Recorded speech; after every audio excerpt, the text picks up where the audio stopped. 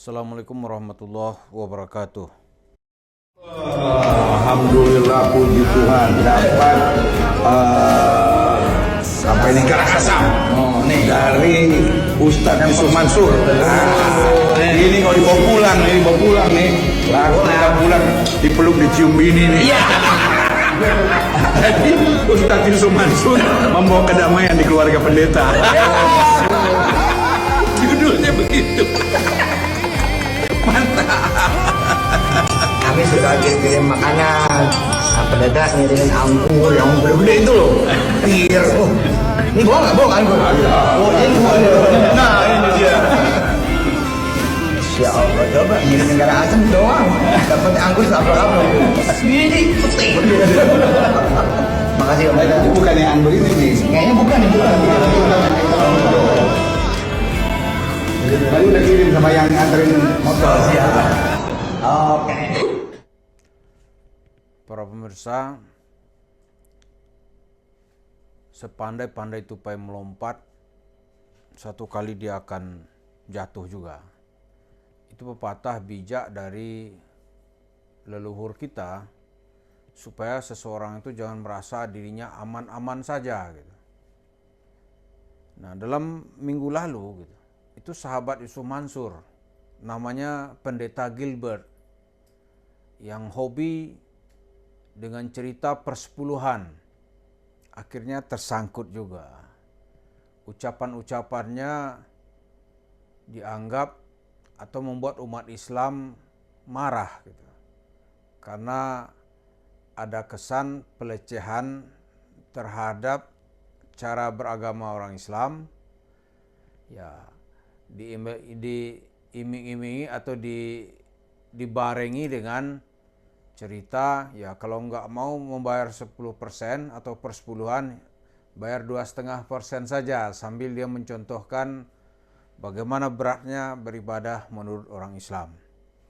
Walaupun kemudian sang pendeta itu Gilbert ini meminta maaf kepada Ketua Dewan Masjid Indonesia Bapak Yusuf Kalla, lalu dilanjutkan datang ke kantor Majelis Ulama Indonesia Pusat. Tapi yang menarik buat kita adalah, yang pertama, pendeta ini tidak paham juga sebenarnya apa itu kewajiban di dalam Islam. Dia tahunya 2,5% gitu. Kita ingin memberikan catatan, dalam Islam itu yang 2,5% itu ada namanya zakat. Tapi tidak setiap orang dikenakan 2,5%. Zakat itu hanyalah kewajiban kalau suatu usaha atau penghasilan itu mencapai nisab namanya. Jadi setiap tahun itu begitu nisabnya tercapai, ada ukuran-ukurannya itu, misalnya perdagangan berapa, pertanian berapa, peternakan berapa, maka nanti ada yang namanya kewajiban itu disebut dengan zakat, nilainya cuma 2,5%. Tapi yang menarik buat kita adalah ternyata sang pendeta ini itu adalah satu perguruan dengan Yusuf Mansur. Maka dalam tempo-tempo mereka kongko-kongko ini. Ya mungkin di saat kongko itu ya Yusuf Mansur minta ilmu gitu, bagaimana cara mengeraup duit dari masyarakat Islam. Diakui sendiri oleh Yusuf Mansur, ya kalau zakat terlalu kedikitan gitu. Dia yang menentukan sedikit atau banyak. Ya mestinya dia diembat aja lah agak 50% gitu. Kalau memang itu ajaran Islam.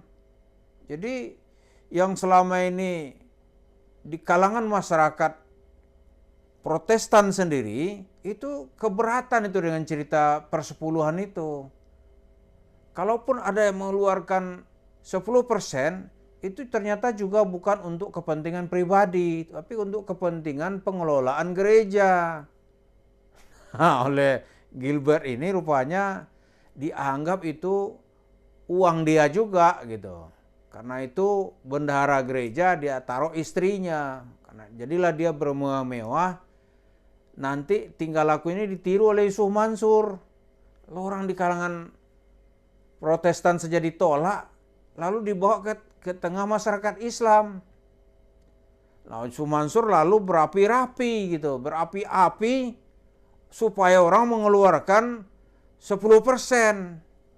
Ya kan? Tapi bahasa Yusuf Mansur, kalau mengeluarkan 1 juta akan dibayar oleh Allah dengan 1 mobil Alphard, atau mobil Alphard harganya 1 juta. Ini kan jelas suatu pandangan yang sesat, ajaran yang sesat, nggak ada dasarnya. Silakanlah lihat siapa yang bersedekah, falahu ajrun, kan gitu kan? Falahu ajrun bi amsaliha atau asara amsaliha. 10 kalinya itu nggak ada dalam bentuk balasan uang. Dia bersedekah 1 juta akan dibalas 10 juta. Nggak ada itu maksudnya.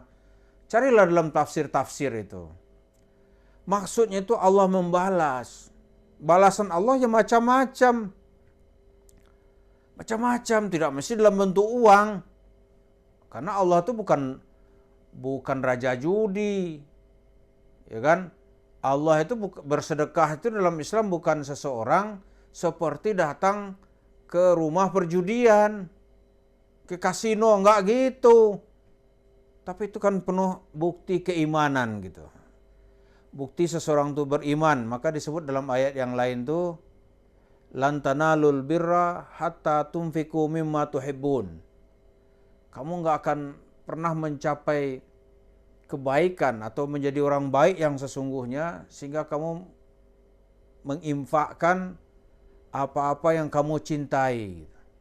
Nah, oleh Yusuf Mansur ini dielaborasi dengan seenaknya, dengan tidak peduli itu orang mau kritik-kritik, pokoknya dia targetkan mendapat uang 10%. Dia janjikanlah 10%. Maka untuk beberapa waktu Yusuf Mansur itu meraup uang berkarung-karung sekali berceramah. Kalau pendeta Gilbert dalam ceritanya nih, dia minta bayaran sekali memberikan khutbah gitu kan, atau memberikan ceramah itu 40 juta. Yusuf Mansur bisa bermiliar-miliar. Seperti ceritanya Pak Soeharto gitu. Oh, Ustaz gitu. Sebentar dia ceramah dapat 3 karung goni. Kenapa? Itu orang-orang jemaah di desa-desa itu seperti dia provokasi gitu. Misalnya mau kaya enggak? Mana ada orang yang enggak mau kaya? Mau kaya enggak dalam waktu dekat? Ya kan? Kalau mau kaya, tos-tosan dengan Allah. Uang ada berapa sekarang? Ada 100.000, sedekahin semua. Ada 1 juta, sedekahin semua. Berapa uang di rekening gitu kan? Kalau pendeta Gilbert menekan atau mengancam jemaahnya kalau nggak mau 10% persepuluhan, udah masuk Islam aja gitu kira-kira. Nah sekarang Yusuf Mansur, kan enak juga kita balikin itu. Kalau mau 10% itu, ya udah ente jadi kepala gereja aja kan begitu kan? Bangun gereja aja, namanya gereja sekte Al-Mansur misalnya. Kan bisa. Atau gereja dari sekte Nur Khatib misalnya gitu kan. Atau gereja Jam'an gitu. Mintain 10%. Mungkin orang nggak akan banyak mengkritik terlalu jauh karena punya aliran sendiri. Ini sekarang yang bermasalah itu dia menunggangi ayat-ayat Al-Quran untuk meraup uang gitu. Sudah tuh nggak ngaku lagi kan bikin orang kesal aja udah dapat duit banyak, dia mau sumpah-sumpah lagi. Kalau aneh makan duit sekali aja kedapatan aneh berhenti jadi ustadz. Lah sekarang siapa yang makan duit kuda lumping juga nggak minat. Coba tanya tuh kasih ke kuda lumping tuh duit nggak makan dia. Tentu saja tidak orang nggak gampang dibodoh-bodohin begitu. Tapi yang perlu kita lihat rupanya nih kongko-kongko itu terbuka juga. Terjawab sudah. Kenapa Yusuf Mansur nggak mau berteman sama kiai atau ustadz? Temannya pendeta ternyata. Pendetanya siapa ya? Pendeta Gilbert ini. Itu yang bilang-bilang ke si Mansur itu. Ya kalau dalam Islam 2,5% sekali setahun lagi. Lama sekali. Dia maunya setiap pertemuan itu 10%, gitu kan? Nah, bahasa Yusuf Mansur, siapa yang bersedekah dibalas 10%. Padahal intinya mendapatkan uang sebanyak-banyaknya dari memanipulasi cerita-cerita agama.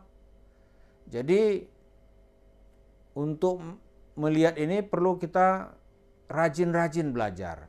Kalau nggak rajin kita belajar, kita seperti yang diucapkan oleh Ibnu Rus, itu pedagang-pedagang agama, gitu. Tujaratud din, pedagang-pedagang ayat-ayat Tuhan ini, itu untungnya banyak. Itu dagangan yang gurih, gitu. Orang diambil duitnya tidak merasa rugi. Nanti dia baru merasa sakit ketika dilihat, oh ternyata uang saya digunakan untuk itu, gitu. Nah, itulah sekarang dan terus akan dilakukan oleh Yusuf Mansur dengan kawan-kawannya yang juga diprotes oleh jemaat-jemaatnya, gitu. Minggu lalu yang mendapat protes paling kencang itu adalah Pendeta Gilbert. Dari umat Islam dia diprotes, dari kalangan dia sendiri juga dia diprotes. Nah, sebenarnya orang ini dengan Yusuf Mansur setali tiga uang. Yusuf Mansur bicara atas nama Islam, atau dia masuk ke dalam kelompok umat Islam, melakukan upaya meraup uang, menilap uang, dalam bahasa kasarnya melakukan penipuan berdasarkan jubah dan ayat-ayat Tuhan. Nah, kawannya ini juga melakukan hal yang sama dengan bahasa persepuluhan. Tapi sejarah juga membuktikan tidak ada yang abadi ketika seseorang melakukan tindakan penyimpangan. Mudah-mudahan dari kasus ini orang akan semakin sadar siapa sebenarnya Yusuf Mansur dan jaringan yang ada di belakangnya. Terima kasih. Assalamualaikum warahmatullahi wabarakatuh.